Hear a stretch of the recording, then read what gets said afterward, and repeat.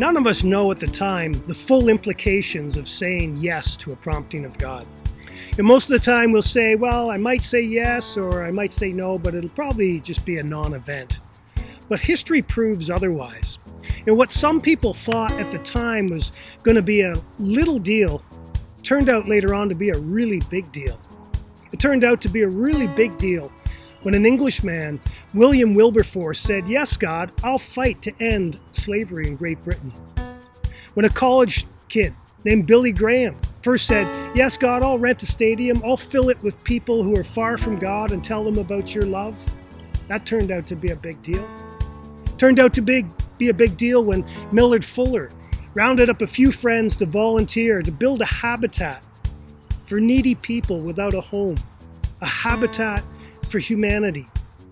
None of these people had a clue what their little yes, God, in that moment was going to mean someday. I was on a regular run yesterday listening to a podcast, and I don't even know who the guy was, his name, but I know he was speaking on empathy. And he told a story of how he was speaking at a conference in Pennsylvania last October.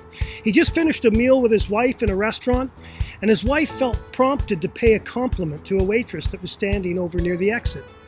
So they did, and he discovered that she was from Kenya, and he lit up because he was recently in Kenya on a missions trip with his daughter. And he shared, well, he had met a waitress there that he still stays in contact with today. And he thought, well, maybe she knows her. Then he thought, well, that's kind of stupid. I mean, that's kind of like me saying to someone who's from California, maybe you know my cousin because he lives there too. Anyways, he pulls out his phone and he quickly finds a picture of the waitress that he had met in Kenya. And when he showed it to her, she looked at it and she said, Yvonne. And he said, you know Yvonne? She said, yes, we worked together at the Radisson Hotel last year. So he quickly snapped a picture of himself with this waitress, Leah, and he sent it to Yvonne on WhatsApp. And within a minute, Yvonne responded and said, Leah, we worked at the Radisson together. We lived in the same neighborhood. He was speechless. And on the way back to his hotel room, he said that he asked Siri what the current population of Kenya was. And Siri said 47,567,296. Our God is both a powerful God and a personal God. They had dessert together the next day, and she shared, I miss my family so much. I've been so lonely here, and God sent you here to me.